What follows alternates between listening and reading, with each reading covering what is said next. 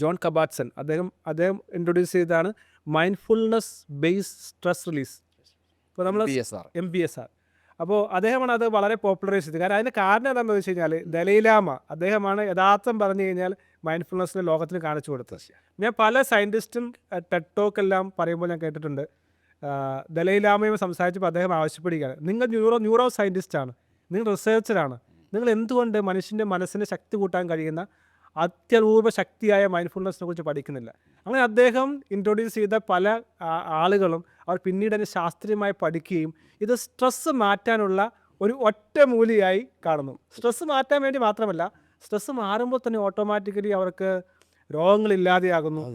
അവർക്ക് സൈക്കോസൊമാറ്റിക് ആണല്ലോ. ഇപ്പോൾ സൈക്കോസൊമാറ്റിക് എന്നുള്ളത് തന്നെയാണ്. അപ്പോൾ ഒരു പക്ഷേ മനുഷ്യൻ്റെ ഇപ്പോൾ നമുക്കറിയാം റിച്ച് ആയിട്ടുള്ള പല ആളുകളും മൈൻഡ്ഫുൾനെസ്സിലൂടെ കയറി വന്നവരാണ്. ഫേമസ് ആയിട്ടുള്ള ഇപ്പോൾ ഓപ്ര വിൻഫ്രി ഞാൻ എപ്പോഴും പറയുന്ന ഉദാഹരണമാണ്. അപ്പോൾ അവരുടെ ജീവിതത്തിൻ്റെ ഏറ്റവും അടിത്തട്ടിൽ പോയി ഒന്നുമില്ലാതെ നരകിച്ച് ജീവിച്ച ഒരാൾ